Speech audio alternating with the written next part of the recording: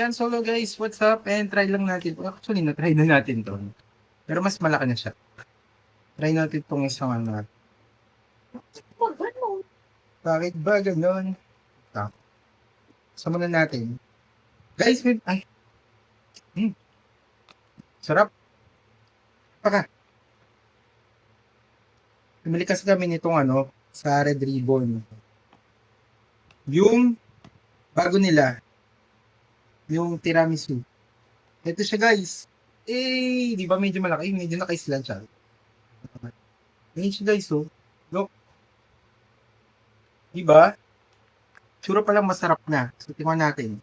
Ito muna natin pinaka, ano. Ang sarap ng ano. Masarap yung chocolate. Chocolate kasi pinakababa. Yung next. Ayan, paano na pakakainin Chocolate ng din aso siya. yan? Tapos ito yung, Kasunod mo. ano yan?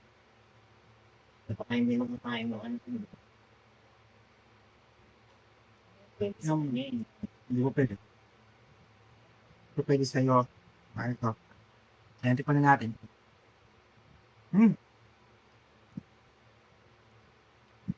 Actually, nakabala ng stress.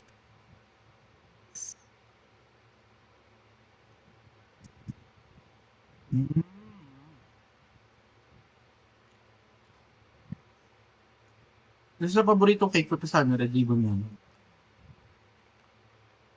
Sa totoo lang. Pero,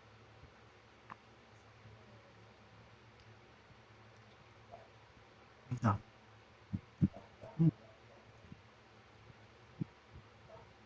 Dati ayoko ng tiramisu eh. Pero kung sakali, kung hindi kayo fan dati ng tiramisu, try nito guys.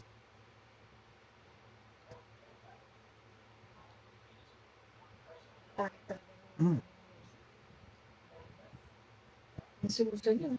Nakabawas na ng stress. Wala rin nanay ko kami. Apa ka?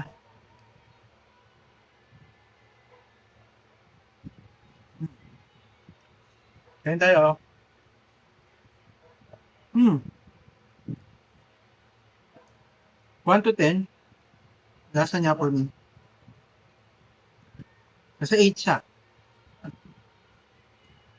Nakakawala ng stress.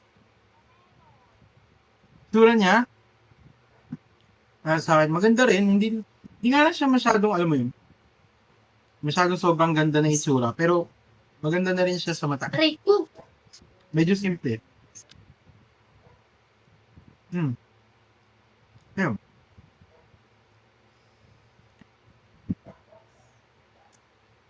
Tsura-wise, para sa akin yung tsura niya, 1 to 10, nasa ano lang siya, 5. So, ganun. Pwede na, ganun. Pero yung lasa niya nasa 8, which is good. Ano lang guys, so yun yung pa natatry ito, try nyo na. Worth it din naman. Pero I guess, 250 muna bilhin nyo. Kasi, para matry nyo lang. Meron naman sila yung maliit. Ay, 170. 250. Bali, buy na lang yun. Parang kasi laki ng plat ito. Ayun, so worth it din naman siya. Walang gawin man sa mag-address. 768. Bye-bye na. Ingat kayo.